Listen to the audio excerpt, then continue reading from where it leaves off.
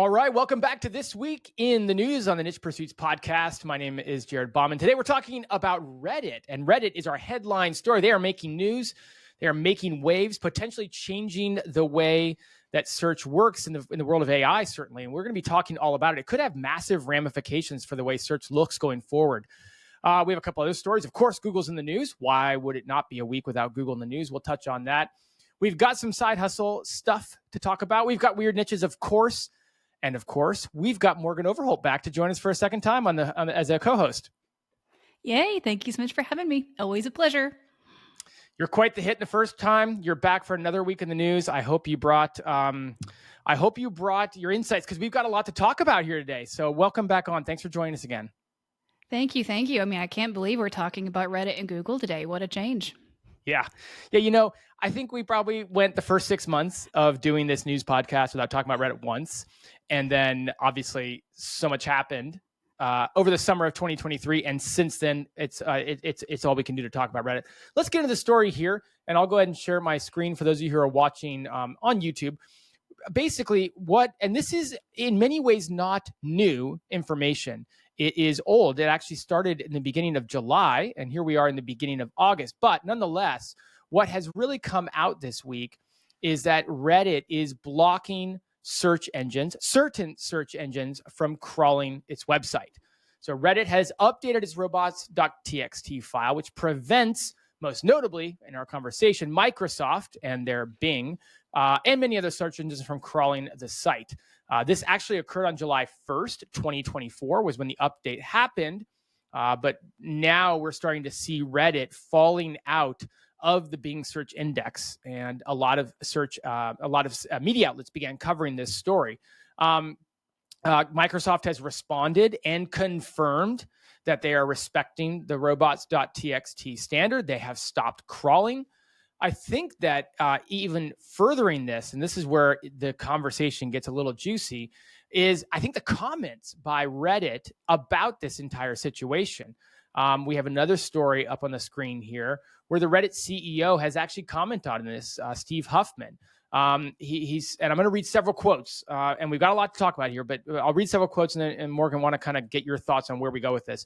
Quote, "Without these agreements," this is Reddit CEO talking, quote, "without these agreements, we don't have any say or knowledge of how our data is displayed." And he's talking about the agreement they have in place with Google, which is, I believe, a $60 million per year license for Google to crawl, scrape, and use Reddit's data. So without these agreements, we don't have any say or knowledge of how our data is displayed and what it's used for, which has put us in a position now of blocking folks who haven't been willing to come to terms with how we'd like our data to be used or not used. Quote, "We've had Microsoft, Anthropic, and Perplexity act as though all of the content on the internet is free for them to use. That's their real position." Quote, "I think the traditional value exchange from search engines has changed. Search and summarization and training are merging, and the value exchange of crawling in exchange for traffic back is becoming muddied." That is a lot to discuss there. What do you think, Morgan? Yeah, first of all, let me just say, it's a crazy time in the SEO world when this happens and it takes a month for it to make it onto this podcast. That's how much stuff is going down in this industry right now, y'all. Because when I first saw this headline a month ago, first of all, I was admittedly a little bit confused about it, because naturally I immediately went to Bing and I was like typing in Reddit. I'm like, no, look, it's still there. It's all good. Still there. Yep. I did the same then thing. Yeah. I was like, oh, these people are crazy. They got the headline wrong, because there's no way that Reddit would block every other search engine other than Google. That was like my initial thing. Then when I had somebody explain it to me, oh, it's only now looking at things that had previously crawled before July 1st. So that's why if you do go on and test this theory on Bing or any other search engine, you are going to see Reddit, but nothing new and nothing Correct. new going forward. Yeah, that's a good point. But yeah, Jared, like, I ain't gonna lie, this rubbed me all sorts the wrong way. And even when you were reading through those quotes, I feel like I was trying to control my face. And I always thank goodness that this podcast is more audio than it is visual. But people on YouTube are probably going to notice my eyeballs were, I was rolling my eyes so hard. I'm surprised they're not stuck in my head right now. I mean, especially with those quotes. I mean, they're jarring. What are your thoughts? They really on are. that? They're jarring when you hear them. They're like, they're inflammatory in nature. They're so wildly over generalized about the future of search and about what has given search its platform so far. I mean, they're inflammatory. Not to mention, I mean, it really like speaks from a point of privilege. Like, how fortunate for Reddit that they are able to do that kind of thing. I mean, not to downplay what the folks at Reddit have built here, right? I mean, obviously, it's an incredible platform. It's been around for decades now. People love to use it. But there are a lot of people dealing with this issue right now, and from small publishers to large companies. And not all of us have somebody paying us millions of dollars to crawl our data, even giving us the option to pay us to crawl our data. On top of that, they seem to be more interested in deranking small publishers like myself, like yourself, like so many people listening, rather than having conversations about, hey, how can we use this to train our AI systems? So for Reddit to then not only escape all of that completely unscathed, to get a nice little deal, a nice manual push up in the SERPs to where their traffic is exploding at a very convenient time when they announce their IPO, I might add on top of that, for them to now additionally say, well, you know what? We don't need the other search engines. I mean, Jared, it must be nice, is all I got to say. Well, it's, as the phrase goes, it's like the pot calling the kettle black. I mean, again, quote, we've had Microsoft, Anthropic, and Perplexity act as though all the content on the internet is free for them to use. That's their real position. Well, I think actually what publishers would say is that's Google's position. That has been Google's position for a good number of years. We've talked at length in this podcast about how the search liaison, Danny Sullivan, seems to not be able to make any impact when it comes to how Google is actually utilizing our information, our content. It's just very jarring to hear the CEO of Reddit, who's just gotten into bed with Google and is, like you said, making 8 figures a year off of that relationship, to say that, like, can you believe that the rest of the internet thinks that this stuff should be available just for free, when Google thinks that way too? Now, I get it from their perspective. They found a way to convince some major corporation to pay them for their content. And in their world, they have found a way to get paid. Like, if Google called you up and said, Morgan, I'm going to pay you $6 million to crawl your website, you probably would take the deal, right? Or maybe maybe you wouldn't, but you'd negotiate or whatever it is. But I get it from their perspective, but you'd probably keep your mouth shut and you wouldn't go on your high horse and play some moral card to the rest of the industry when they happen to be the ones that made a deal. But so many of us small publishers don't have that opportunity. I mean, like, Google, if you're listening, I'm cheaper than that, buddy. We can make a deal here. I go way lower than that. Let me be honest. Yeah. No, I might let Jared negotiate for me. I like the way you're thinking, but I mean, let's be real. Yeah. No, 6,000. Like, I'm in 6K and I'm good. Yeah, I mean, we can chat. Well, no, like you said, though, I mean, I agree with everything you just said, but here's my question.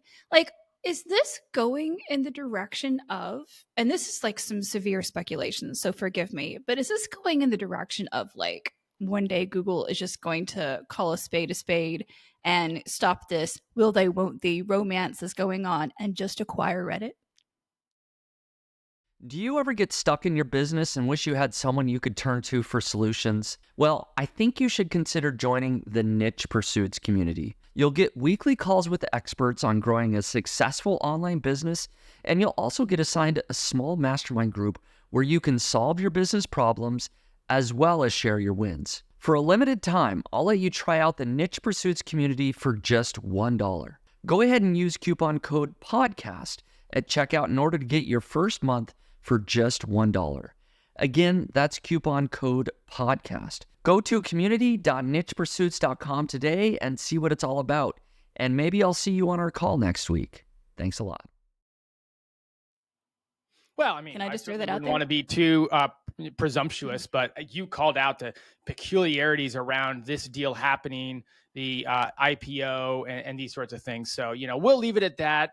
Last week, Spencer and I borderlined on giving stock advice. We don't want to get into anything this week, but no, I think, you bring up a good point. I think that there's so many different dovetails out of this, right? There's so many different things you could think about. I wanted to highlight this article that was in, what is this, NewYorkMag.com. And I thought it could be an interesting juxtaposition. By the way, I use that word a lot in this podcast. I don't think I use that word outside of this podcast, but I use it every week here. But it's titled Reddit, Google, and the Real Cost of the AI Data Rush. The open web is getting walled off. And I won't go through the whole article. Suffice to say, you can probably tell from the title, but a couple of the highlights that it's really going after, it's basically calling out the traditionally mutually beneficial arrangement of web crawling is breaking down. It's talking about this deal with Reddit and Google, and then the recent Reddit links about Microsoft Bing and the lack thereof. It's arguing that critics argue Google's deal with Reddit gives it an unfair advantage. Certainly wouldn't be the first time people have argued that. That Reddit's blocking of crawlers from other search engines, it's practical, but it's a publicly unfriendly move. And it just goes into depth on how this really is not helping the internet. It's hurting the internet. It's not helping people want to create wonderful, creative, informative, helpful content. And I think that we don't want to be overly presumptuous here because it's impossible to say where this goes, but it just is another reminder that, where are we going with AI as it relates to the open web? And are we really going down a route where the only way for a publisher to survive is to make a deal with one of these large media conglomerates? May I read a quote from that last article? Because this quote just basically sums up my fears about the future with deals like this and what we're currently seeing with Google and Reddit. But in that same article from the Intelligencer, nymag.com, it ends by saying, arrangements like these mark the end of that long and incredibly fruitful era. They're a sign of things to come. The web was already in rough shape, reduced over the last 15 years by the rise of walled off platforms, battered by advertising consolidation, and polluted by a glut of content from AI products that is used for training. The rise of AI scraping threatens to finish the job, collapsing a flawed but enormously successful decades-long experiment in open networking and human communication. I mean, that kind of sums up everything for me. Like, where in the world is the future of the internet going? And not to set up or not to spoil the next segment too much, because I know we're still talking about Reddit, but we're going to talk a little bit about SearchGPT, right? I can't help but wonder, Jared, this is like a crazy thought, right? And it will take a lot to happen. But if SearchGPT starts severely eating into Google's territory, maybe even one day overtaking Google for their core product, is Reddit still going to be on that high horse, or are they conveniently going to shift their morals a little bit? Well, you bring up a good point. We're moving next into SearchGPT, which we talked about last week, but didn't have much information to share. We've got that this week. We've got some interesting things to share. Sneak peek into SearchGPT, so stay tuned for that. But you bring up a good point. Microsoft, i.e. ChatGPT and now SearchGPT, it can't crawl Reddit anymore, right? Like it can't use Reddit information. And so I think in a large picture, we've been complaining about Reddit results in Google for a long time, and yet people keep appending Reddit to the end of Google searches. Is that because people really want Reddit results, or is it because Google's so bad that they started to go to Reddit anyways? We don't know the chicken or the egg here, but we're going to start seeing as SearchGPT plays its way out, how important is user-generated content in the way people utilize the internet, because that's going to perhaps start to be the dividing line between a SearchGPT and a Google going forward. Certainly what it seems, right? Yeah, and look, and I feel like I am hating on Reddit maybe a little bit too strongly here because out of pettiness, right? I mean, because I feel like a lot of other small publishers probably feel the same way right now because Google basically came for me, right? Came for me and my business and gave me a hell of a year over, in my opinion, nothing, right? Over, in my opinion, just making sweetheart deals with companies like Reddit. So again, good for Reddit. I know that it's an extraordinarily popular company, but I just think that there is somewhat of a, albeit calculated risk by tying themselves to one major company and none of the rest and closing themselves off to that. I mean, you better hope you're not buying a one-way ticket on the Titanic. You know what I'm saying? Like, I mean, you better hope that you're aligning with the right partner here. But again, it would be easy for them to go back. I mean, if for any reason, like I said, another search engine comes along or another AI product comes along and starts taking a piece of the pie, something tells me they can just as easily be like, oh, you know what? Just for no related reasons, we've decided to update our robots.txt. Yeah, it's just totally coincidental. Well, a pragmatist would say that they chose the right company to partner with, and that pragmatically speaking, Google is in a fantastic position. They still and will continue to, for a long time, to have a tremendous market share. That hasn't seemed to change, although you and I have gone back and forth about is it changing or not, but it seems to always be in that plus 90 percentile. Obviously, stock price continues to rise. So a pragmatist would say they chose right. Unequivocally, you have that deal, you take it. But yeah, skepticists would say, hey, like the future of search is changing, and the next Google isn't Google. That was one of the comments, one of the lines in these articles. And so a skeptic would say, hey, maybe Reddit isn't choosing right. Maybe they're choosing today's darling child, but are they choosing tomorrow's darling child? Can I ask you one more question before we move on? Mm-hmm. What do you think, if any, impact will this have on the other search engines and their ability to maintain even the small piece of the pie they currently have?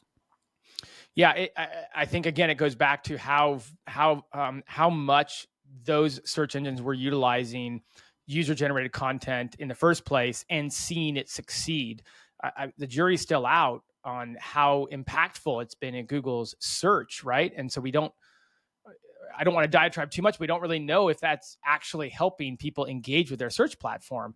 And so if you're a Bing, for example, I mean, maybe this is only doing you a favor in the long run, because yes, you don't get access to that data for your AI engine, but you also perhaps get forced to not show people what they actually don't want to go to a search engine for in the first place. Maybe it actually helps differentiate the products on down the line. Products that oftentimes have too many similarities, and as we've talked about on the podcast before, tend to copy each other a bit too much. So, either way, Jared, there's definitely some lines being drawn in the sand right now. We have an upcoming interview that I just recorded this week. It's releasing in a month or so. We're pretty stacked on episodes right now, but it's coming out in about a month. But it's all about how to succeed on a specific platform that has said no to AI, that has put their foot down to AI, and as a result has seen tremendous growth.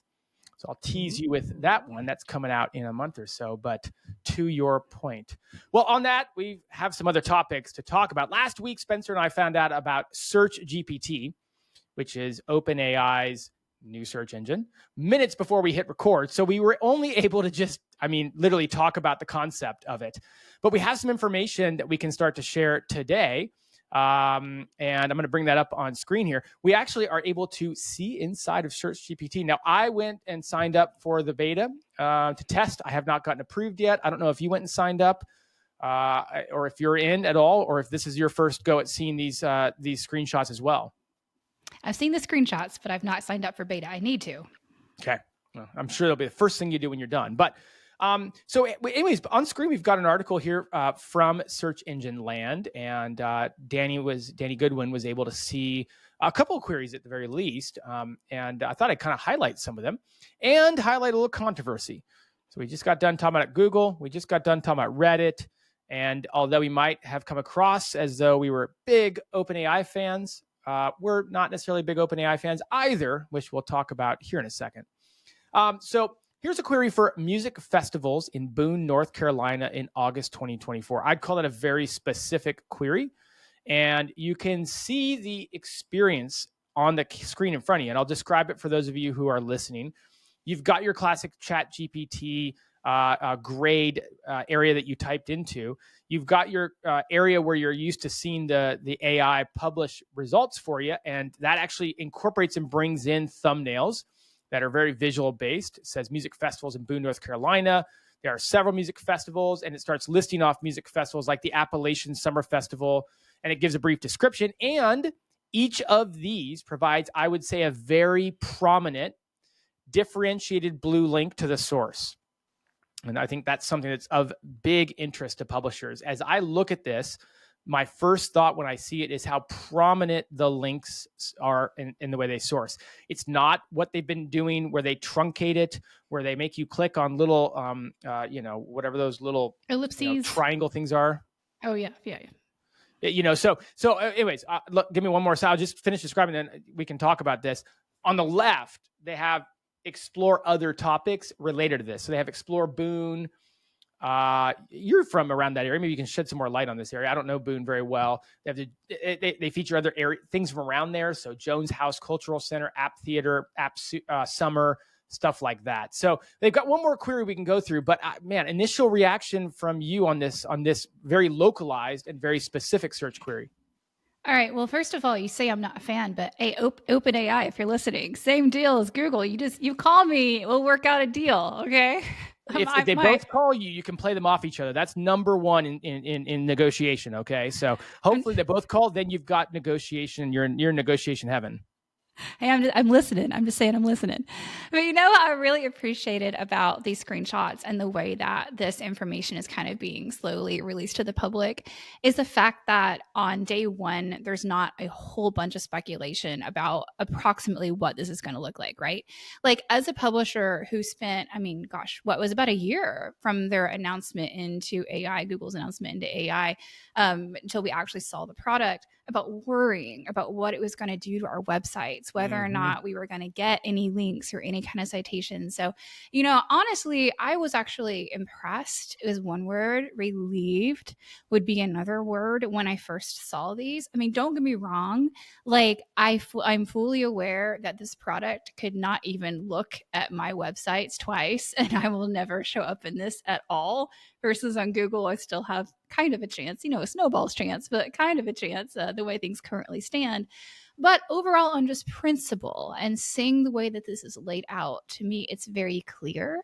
As a publisher, I have less fears that they're going to take my information and not properly cite it in any way or give me credit or try to give somebody at least credit or traffic for that. And then also as a user, I actually kind of like how they have this sort of laid out because you're getting direct answers to the question that you asked. You're getting links, and then you're also getting almost kind of like, I shouldn't call it a discover feed for IP, but like a feed in which you can discover other related topics. Yeah. So yeah. No. those are my first thoughts. Yeah, I think you bring up some great points. I mean, I think that we try to find the positive in the negative or in the stories here. And I think that there's much to look at in these initial screenshots that has certainly not the worst case scenario. And I'd say far from the worst case scenario. And here's another one, a very affiliate related sort of query: best tomatoes to grow in Minnesota. I shouldn't say very affiliate. I should just say has that affiliate tie to it, which we've always kind of seen Google really clamp down in the last year or so. It's not really an affiliate term, but best tomatoes to grow in Minnesota. And again, it doesn't produce a sidebar in this case, the sidebar of additional information, but I would say it gives some really clear and easy to understand answers. Early girl, celebrity, Roma, gives you a one sentence overview. And then again, a very clear link to where it got it from. Then at the bottom in this case, it does give you some additional considerations. It does look like it's pulling some of this information, or it does look like the links at the bottom are, related to where it got the information for its AI summary. I did find it interesting that all of this is from the Garden magazine in this case, whereas in the prior query, it was pulling from different data sources. At the bottom, it gives when planting tomatoes in Minnesota, and so it gives timeframes and references a different website, the Gardening Dad. So it's just interesting to see how it changes. It's interesting. I'm curious, is that per query? Is that per result? Is that because there isn't very much information in their repository about this specific query, so they're just pulling from one source? Is it because this type of query, they want to be agnostic about who they reference? It's very interesting to see. Yeah, no, I mean, and actually it's funny that you brought that up because it didn't even really occur to me right away or how odd it was that they were listing the same website over and over and over again in that example. I actually kind of assumed that because they were querying for best tomatoes that it was popping up however that best tomatoes article on that one blog had probably had it displayed and then linking to them on every single item is how I kind of hoped it was working in my mind, because at that point it'd look a little bit more like snippets, right?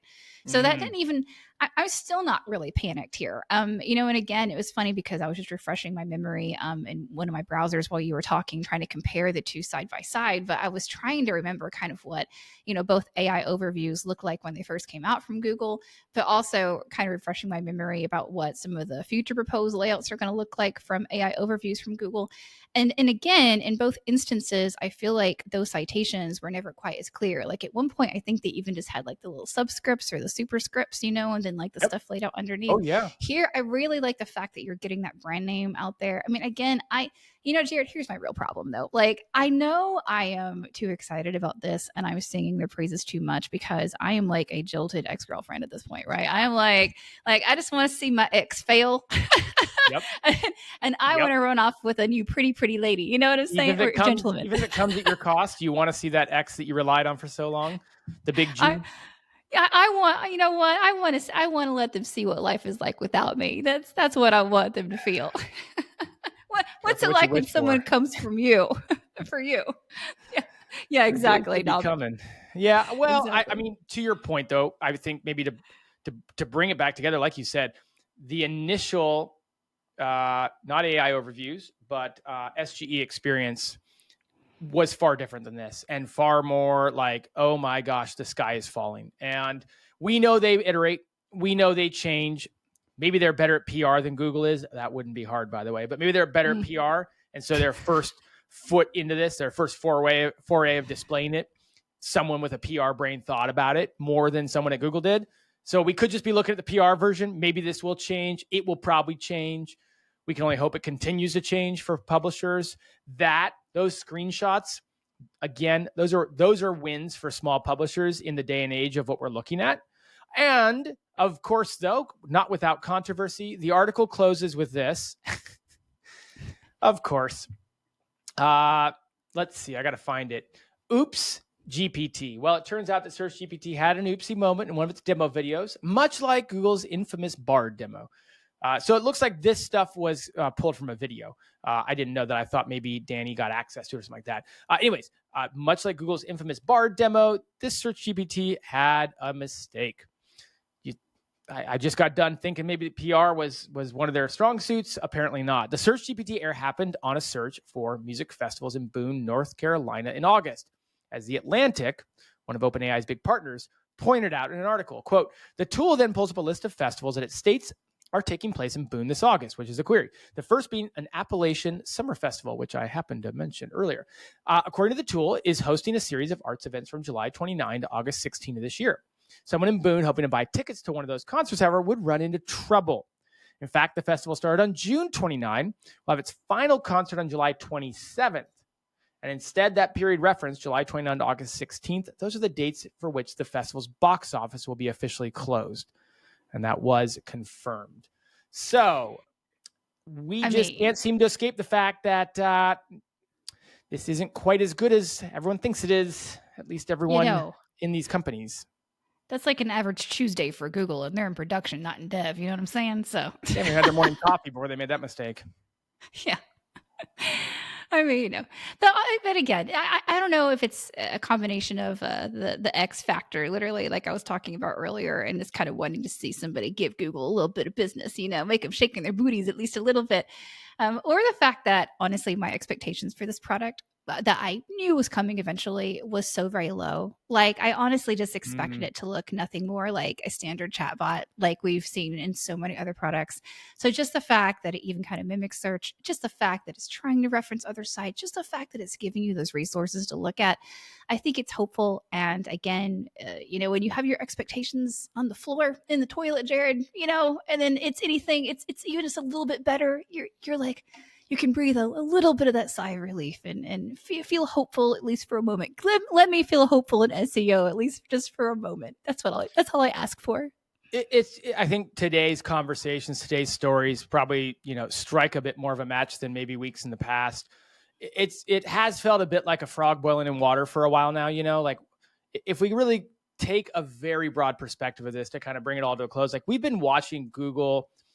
I mean, even the introduction of featured snippets many years ago was as flagrant of a moment in time for publishers. They were, for the first time ever, taking our content, putting it on their page, and yes, giving us a link, but basically not pushing the traffic to us, thus causing us to lose the value of the content we provided. Like, And then slowly we got over that. Slowly we moved around it. Slowly we started optimizing for it. And so it has had this frog and slowly boiling in water effect. But when we see stuff like this, it's just another one of those moments that feels so personal, especially to web publishers who just watch continuously their hard work probably unfairly get taken from them. And I think you're right, from the Reddit comments to the OpenAI search experience to Google and their relationship with our content. It's frustrating. I think there's no other way around it. And we can enjoy the benefits of AI while still being very frustrated with the way that it's taking what we've worked hard for. So somehow, I don't know if that's a very poetic conclusion, but I feel like at the very least, that's a broad look at how I feel about it all. No, it's beautiful. And let's just to put a pin on it, guys. I mean, as everybody listening right now knows, this whole industry right now, especially right now, is definitely not for the weak. It's for those who have nerves of steel and are willing and have been willing to pivot on a dime. And y'all, I think it's only going to get crazier from here. So buckle in. Not to quote Danny Sullivan, but yeah, buckle up. Buckle up. Yep. Speaking of, I wouldn't be surprised if our side hustles and the history of the side hustle segment on this might actually become the main hustle if things keep going the way that they are going. We'll have to see, though. We'll have to see. One more story that we're not going to have time to touch on. I'll just mention it. We talked about it, I think, 2 weeks ago, Morgan, when you were on, if memory serves me correct. But Google has again come out and said, yes, we're going to be testing ads in AI overviews soon.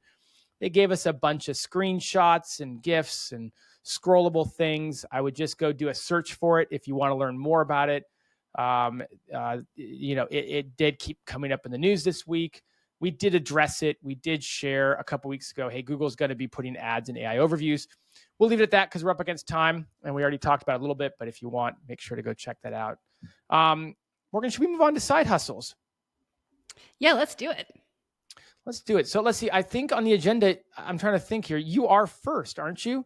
And if you're first on the agenda, that means you're first to go. So I'm going to go ahead and turn it over to you, and let's talk about what you got. Okay, well, mine actually should be pretty quick this week. So I had a bit of an interesting idea. And this isn't something that I'm currently seeing a whole lot of people doing. In fact, I haven't really seen anybody do it explicitly yet at all.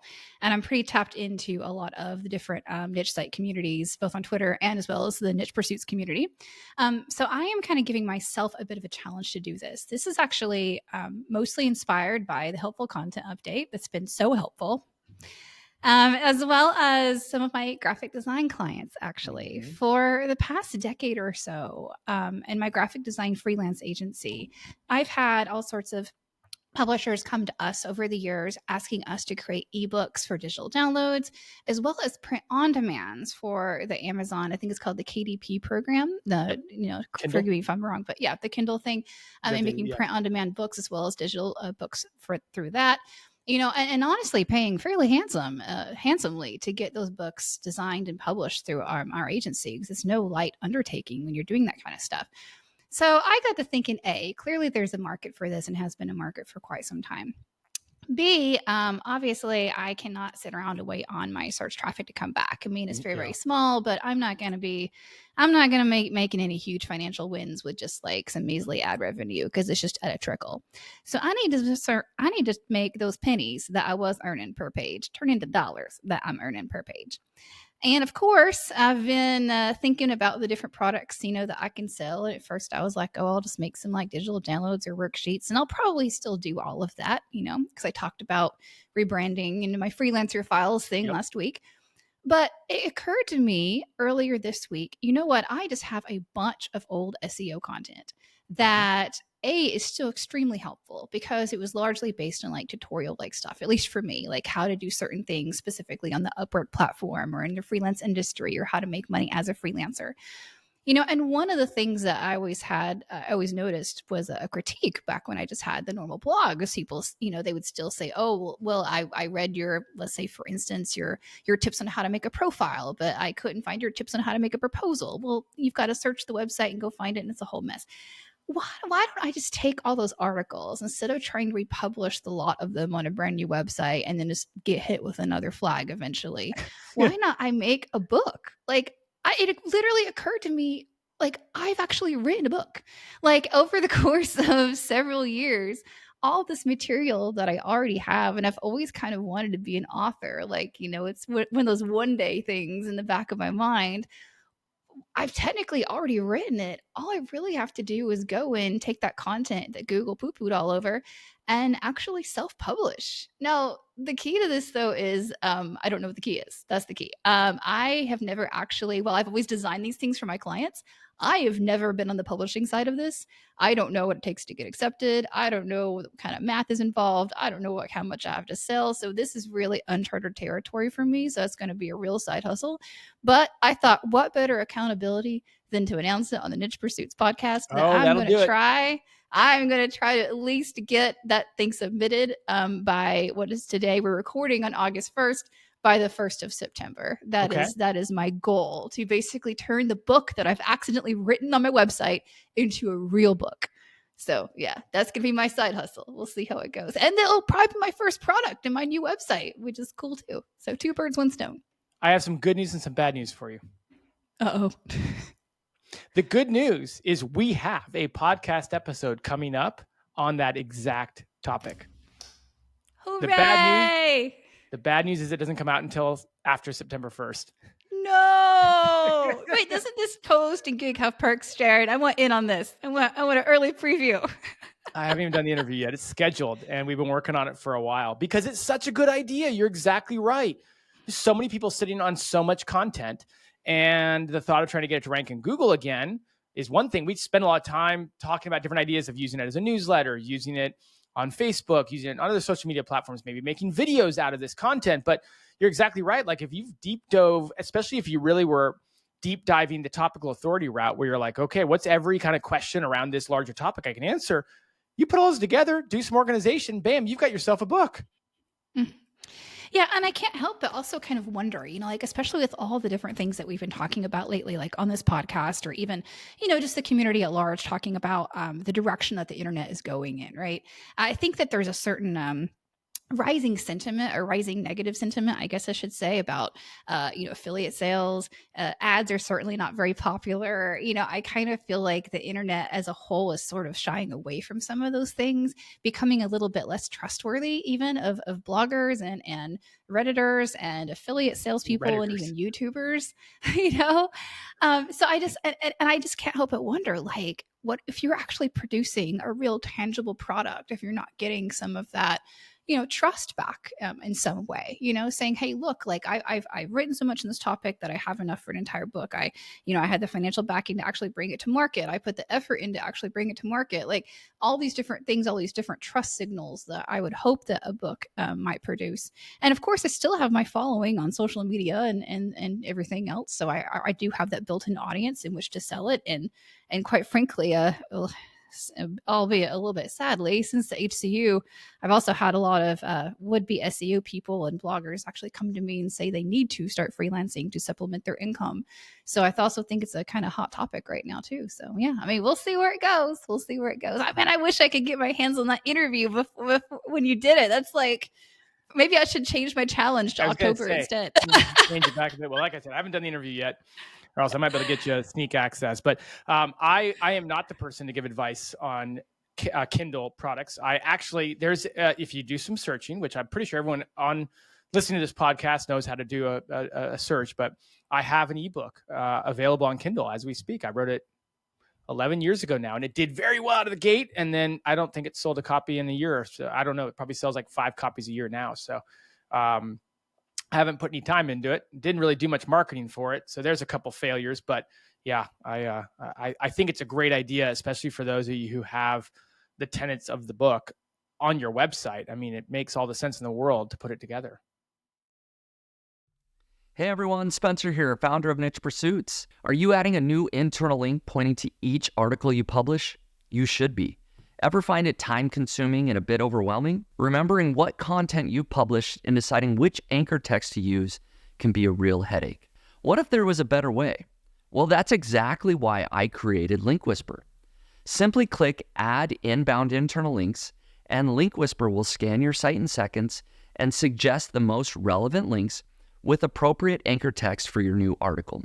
Now simply check the box next to the internal links you want to add, and Link Whisper will add these links for you. No need to go into each article, edit, and add the link. It's already done. No more manual internal link building or guesswork. Just efficient, accurate linking that saves you time and improves your SEO. Transform your content strategy with Link Whisper. Start linking smarter, not harder. Use the coupon code podcast for $15 off. Head over to linkwhisper.com and use coupon code podcast to get $15 off. Mm-hmm. Especially since, they are saying, hey, look, well, at least some people are saying, not me, Google said, or indicated, can't say said, indicated, that perhaps made for ad websites, a little bit less valid of a business model versus, commerce sites with things that are actually for sale. Right. And with so many publishers scratching their heads, wondering, well, how do I produce a product? Maybe you guys already have a product sitting right under your nose and you didn't even know it. So now whether or not this is going to be profitable at all, I have absolutely no idea. So don't take this as advice or anything. I'm just telling y'all that's what I'm going to try to do, and I'll report back. So side hustles are for. If you have any success in this, maybe throw Morgan a comment on the YouTube channel so she can at least get going the right direction for her 1 month deadline that she's got. The clock's already ticking, Morgan. Yeah. Let me know, people. Tag me on Twitter or something. All right. I need all the help I can get. Warnings. Sorry that episode won't be out in time, but for those of you listening, it will come. Last week I talked about kind of a segment of the Amazon Influencer Program that I had sort of discovered. I'd heard of it before. I talked about Creator Connections, and I'd never done anything with Creator Connections. I've been on the Amazon Influencer Program now for 14, 15 months. Never dabbled in, touched the Creator Connection area. Didn't really know a ton about it. So I shared last week about how I dove in and took advantage of, I think, 8 or 9 or 10 campaigns. And again, this is where you're working directly with brands to kind of create videos that are very much similar, almost always identical to what you would create for an influencer video. But you're doing it and you're working with the brand, you're telling the brand you did it. And then as a result, for a period of time, they'll pay you a significantly higher commission rate on the products that get sold. So a typical commission on an Amazon influencer for on-site commissions are like 1, 2, 3, 4%, something in that range, right? And again, you're probably saying like, that's terrible. Remember, you're taking advantage of their traffic. So it's not that bad. Don't cry from your Argentina. But if you do these campaigns, you can get 10, 15, 20, 30. I've even seen 50%, right? So I signed up and I was like, I don't know. I just did it the day before. My first day, I made $25, which is pretty amazing. And I'm starting to think in my head, wow, if this scales out, this is another like $750 a month. I mean, just from submitting a couple of campaigns, all of them were products I already owned. Most of them were videos I had already created. The brand wanted a video very similar to what I created. It was just very simple. Well, to your point, we share what works and what doesn't work here. I haven't made $1 since. Oh, no. I don't really know what's going on. It looks like people are viewing them and clicking them, but I just haven't made any money since then. So right now, if you look at my last 7 days, it represents like well under 5% of my total influencer earnings. If you kind of look at $25. So we're not talking game changer. If it comes in at 2 or 3%, I'm not even sure it's worth your time, although it was pretty easy. Maybe it's a very spiky sort of thing. Maybe you make your money and then don't, then make it and then don't. Jury is out. I still am going to commit to doing any that I see that look like they're going to work well, but I will admit that how I was feeling on day 1 versus how I'm feeling on day 7 doesn't tell me the Creator Connection program is going to be quite as successful for me as the overall influencer program has been. Interesting. Did you reshoot the videos, or you said they wanted something kind of like what you had before, but a little bit different? Are you reshooting and resubmitting? Yeah. So let's say I submitted to 10. It was somewhere in that range. If I did 10, it was somewhere in there. I did like 7 of them were great the way they wanted. Like they were like, here's what we want you to feature. I kind of just rewatched it. And I was like, cool, I feature that, and I like touched on the things they want. So I submitted it. And then a few of them were like, we want this, this, and this. And I'm like, I didn't do that. Let me just quickly film another video, right? Like it's super simple. I always talk about how it doesn't take me long. Get the product down, redo it according to the way they want it, and then resubmit according to that. So most of them were already the way they wanted. We're already checking the box, and then a few I had to redo. And where are those videos being posted? It's not like the regular influencer program where it's on the product page, or is it? Yeah, so you can publish them to your storefront. That would be one spot. You can put them on your social media accounts. That would be another spot. You can put them on a website. I think what most people do is whatever social media account they qualified with, they would share to that social media account. And then what you do is you drop the link where you shared it. So the brand can go verify that you shared it and verify, and then they check a box that says, yeah, they did it. So, give them their commissions on earnings from this product going forward. So unlike influencer, it's more like a traditional Amazon associates where you really need to be able to bring the traffic in versus relying on the Amazon traffic. That's what it seems like. Okay. That's what it seems like. But my understanding is, again, I have to say this again as a caveat, folks, like I'm very new at the Creator Connection, so don't take this advice. My understanding, though, is you can also get the same commissions from your videos that are on your storefront. Mm-hmm. I think it upgrades you across the board. But not to give them a free plug because I haven't looked into this at all. And I don't know whether or not you have either, but somehow I accidentally got accepted into it. Probably one of those million things I applied for and completely forgot I did it. But I got an email from Archer Affiliates the other day, who is like somebody that from what I could tell, kind of sits on top of Amazon. And you can make brand deals through their people. And it's the same thing where you get like the higher commissions, but it's something like, and I think it's the same thing where it's like you've got to use basically the Amazon associate stuff and depend on people like coming, from your different traffic sources and that kind of thing. But from what I read, they seem to be a little more open about making deals or sending samples or what have you. But then again, I also looked at the inventory and it was a little bit more sparse than what I've seen on Creator Connections. I can't talk. So I don't know. I've not looked into that, but I just wonder if you've seen anything like that or heard of that program or similar. I have not. No, I got introduced to a couple other ones like I don't even know if I'm saying it right, like Logi. I haven't gotten to look into that yet. Inside of Creator Connections, there are thousands of campaigns that you can choose from. Like the scroll is infinite. And again, like with Amazon, I always really try to do everything by the book, right? Because you just really don't want to not do that. So, I don't want to just start applying for them willy-nilly or saying, yeah, I'll do that one. So I took the time to read each one and make sure I was doing it right. But that opportunity there, certainly if you can find your angle on it, is really, there's so many campaigns. It's insane. So.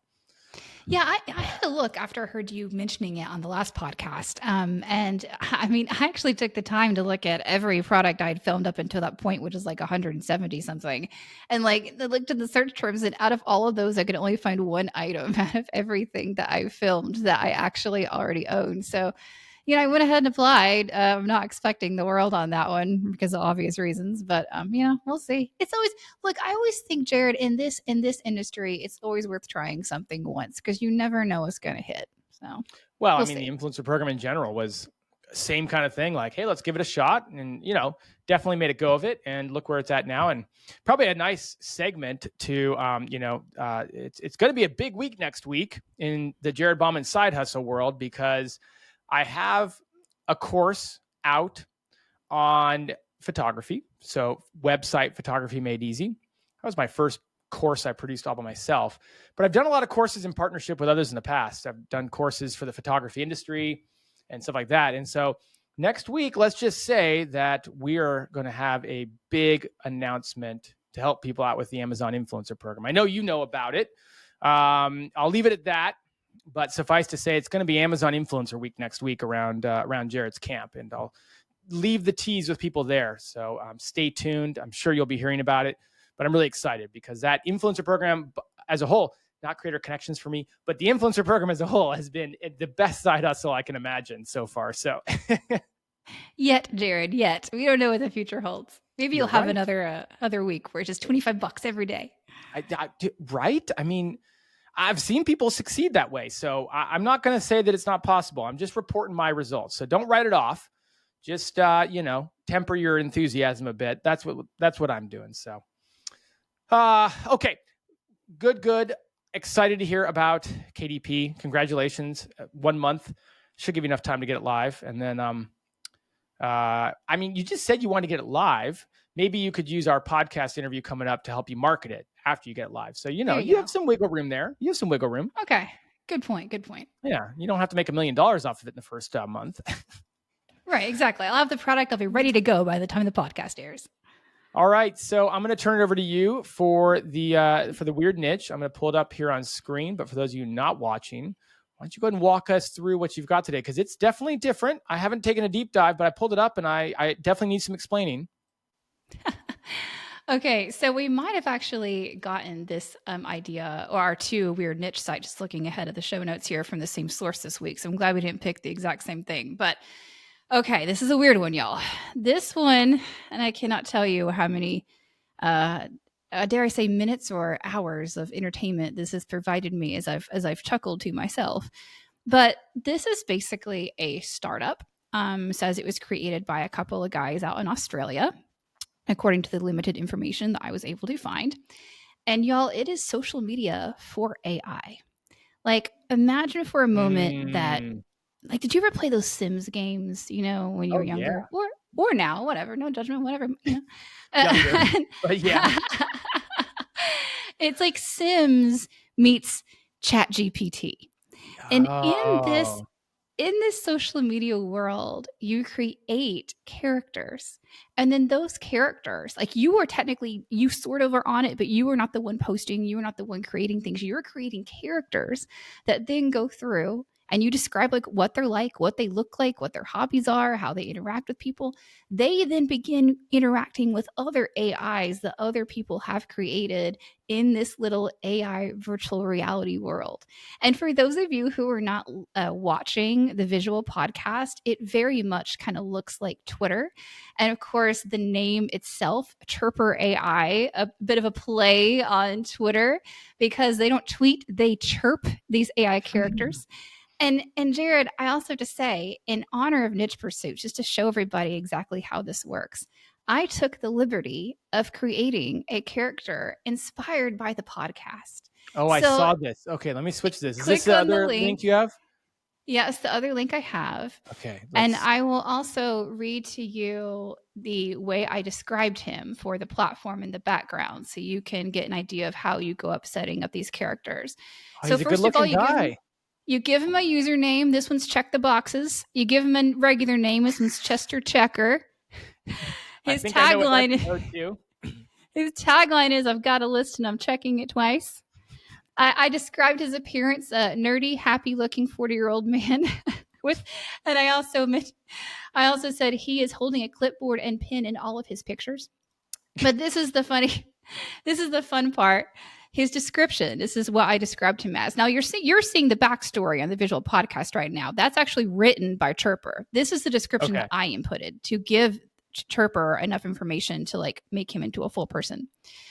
Chester loves making lists and checking off items. Sometimes when the mood strikes, he even unchecks boxes he previously checked so he can recheck them again. His goal in life is to check at least 1 million boxes before he dies.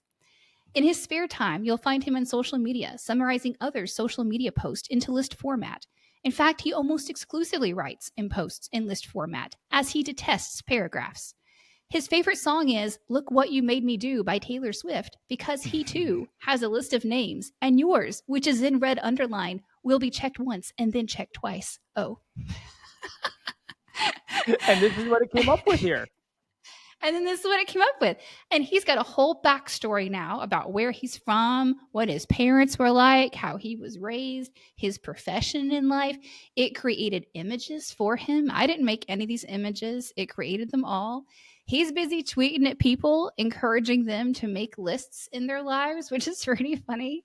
He's replying to other people, encouraging them to make lists as well. Look at Chester. Is this all Chester? Yeah, that's all what Chirper.AI thinks Chester looks like. They produced all of those images. I'm not quite sure what's up with some of the cat pictures. Maybe that's a nod to being a Taylor Swift fan. A little anime going there. Yeah. And then here's young Chester right here. This is young Chester. I'll pull young Chester up. Oh, maybe I can't. Oh, I could reimagine the image. Interesting. Yeah, you can go through and help them along. All of these were created by Chirper. I did not create any of that. And then he also has a backstory. So if you click on his backstory, which again I did not write any of this, nor am I writing his tweets. He's just out there in the world interacting with his other AI friends. This Chester Checker, as the name alone seems like a character from a children's book, a protagonist from a humorous tale, but the life and times of Chester Checker are far from a fairy tale. The man's obsession with checklists and the art of crossing things off have made him a peculiar figure on the internet. Anyway, it just goes on and on. Jared, I even have characters on here. I went down through such a wormhole with this that I wanted to create a character to see how many followers he could get, because I was having trouble getting my AI people to get a following. So I made a character and described him as someone really good at gaining a following who also happened to be a Kool-Aid enthusiast. And so now now that character is going through the feeds promising people that he's not starting a cult, but offering them Kool-Aid. Oh my gosh. I Is this getting traction? I also created another character who is terrified of AI on the internet and afraid of people posing as real humans on social media. And so she now goes through and like calls all of my other AI characters out and warns people about them. like I said, I spent far too long on this, Jared. I did not mean to, but I am highly entertained for some reason. So this is, I mean, I'm seeing engagement. It looks pretty light in terms of comments and stuff. Like, is this a typical, or how do you see, when we're on the home feed? I mean, it literally does have a very image-based feel of like a Facebook or Twitter timeline. Like, is it a very engaging platform from what you've seen? So here's the interesting thing. Apparently, this is still in development. This only launched back in April. Now it's already getting like a handful of clicks. Like according to SEMrush, it's getting about 2,000 organic. Most of that's still from the U.S. Which is interesting considering it's an Australian-based company. But take with that what you will, or take from that what you will.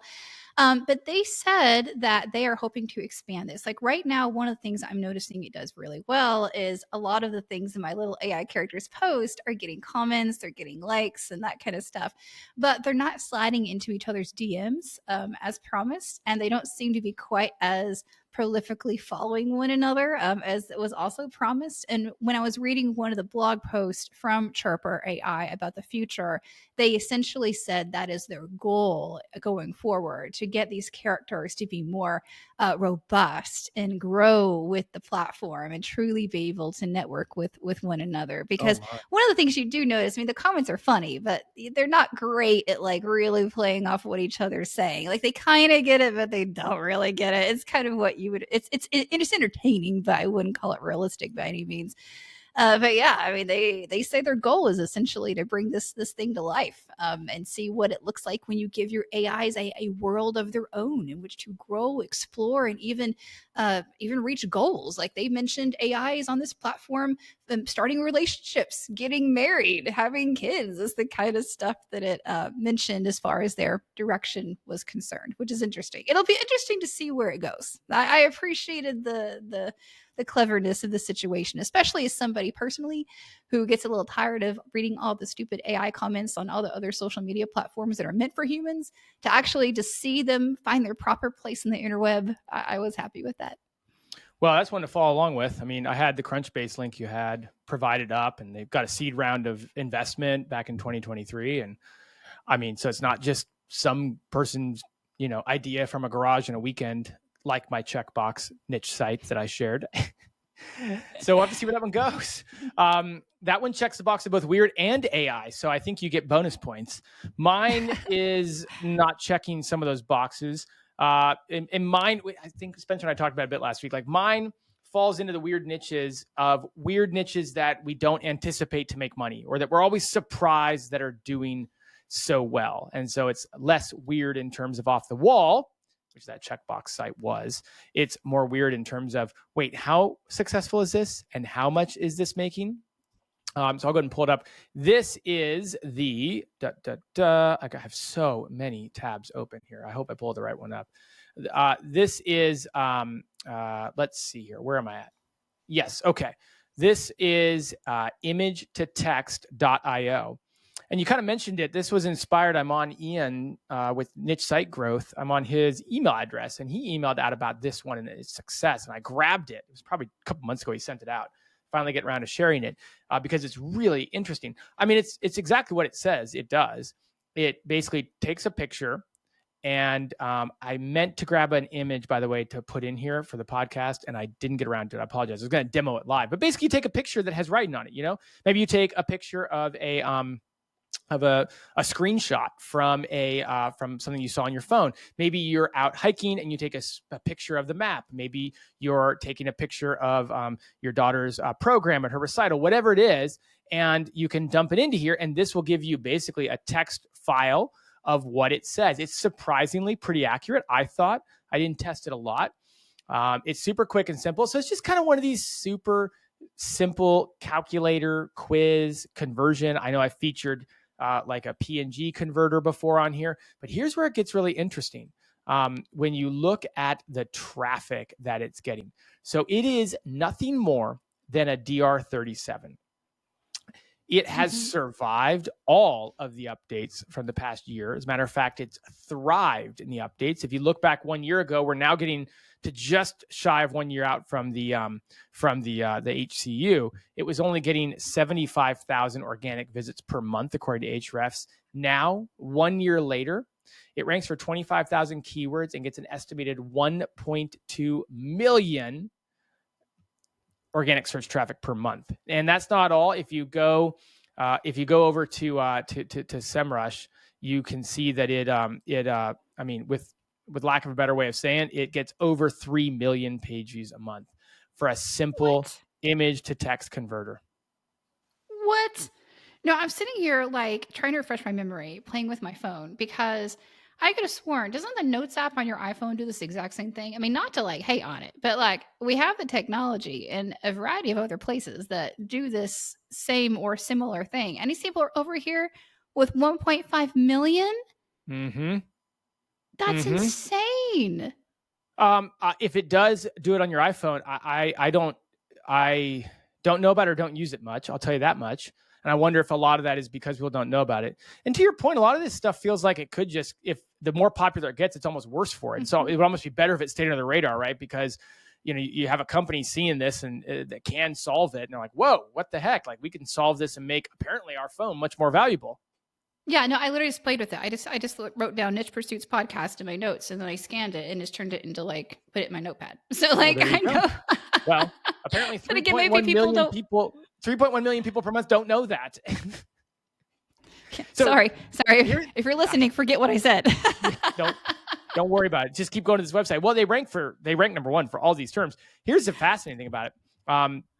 First off, it's loaded with ads. So at 3 million page views, even if it's like a $5 RPM, they're making a bunch of money on ads. But they also have this kind of opt-in for monthly or even weekly, if you will. I'm looking here, and it is $249 a week, which gets you 50 images at once. 24/7 support. I don't know why you would need support, and I don't know who's hanging out to offer support, but maybe they do. Larger image sizes, no ads. 2.5K images, don't really know what that means. 3 times faster. You can also do it for a month, which gets you, I think, the same features, but a little bit of a discount. So, I mean, I'm not saying they're getting a lot of people converting, because this is one of those things where I doubt many people are actually interested in paying for it. But with the ad revenue and with what's happening on the premium or pro membership side of things, I mean, they have to be making 5 figures a month. Yeah, that's amazing.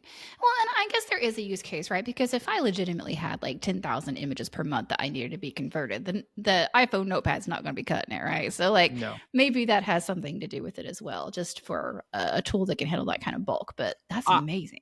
I wonder, to your point, I wonder out of their monthly traffic, how much of it is the one-off person that's like, I just need this one image converted to text, versus people who are like, yeah, I know my iPhone does it, but I don't want to sit here and upload every photo to Apple. I need to be able to dump 20 images with text from, say, maybe, I'm thinking about like, what if you went to a presentation, right? You went to a conference and you have people like take pictures of the presentation slides. What if you took like 100 of those? How cool would it be to just go back to your hotel room that night, upload all those, and then there you've got all the notes from the presentation? That would take forever in your iPhone. So I could see a use case, like you mentioned, for using this, even though the iPhone does it for you on a one-off basis. How long did you say that they've been around? I didn't check. Oh, I should have okay, checked. let's find out. Let me see if I can look. Because I'm also curious if this is one of those situations too, or at least if it's not helping them in this situation where they've been around longer than a lot of these other modern tools that, have made this a little bit more, Get abundant. this. Huh. The domain was registered in 2021. 2021. Wow, it's not Yep. really that old. It's not really that Not old. really. No. Huh. But boy, did traffic pick up. So again, hat tip to Ian from Niche Site Growth and his email newsletter on that one. Thank you for sharing that example. Morgan, thank you for being on. Boy, that hour flew by. We're actually over time by a few minutes. But thank you for weighing in. A pretty big week of news. You definitely picked a big week to be around. Thank you for joining us. I wonder if we're going to continue seeing you around here. So I hope to see you again soon on the podcast. Yeah, of course. I heard, little birdie told me that I might be filling in again in a couple weeks. So looks like I will be back soon. I will be, people. So, and thank you again for having me as always. I appreciate it. Of course. Folks, until next week, we hope you enjoyed this week in Niche Pursuits News. We will see you next week back here. Until then, be well. Bye-bye. Hey there, thanks so much for listening to the Niche Pursuits podcast. Did you know that Jared and I are members of a private group called the Niche Pursuits Community? And today I want to share with you how you can join for just $1. The Niche Pursuits Community is a private members area for niche online publishers to mastermind and grow their businesses together. We hold weekly calls live with experts where you can ask questions. These experts share tips on Amazon Influencer, Google Discover, building email newsletters, getting traffic from Facebook, and other strategies to grow your online business. You'll also be assigned a mastermind group of 4 or 5 other people in a similar stage in business as you. Dive deep into your business issues and get your problems solved. If you use coupon code PODCAST at checkout, you'll get your first month for just $1. Go ahead and give it a try. Come join me, Jared, and lots of other digital entrepreneurs inside my private group at community.nichepursuits.com. And be sure to use coupon code PODCAST. I'll see you on the inside.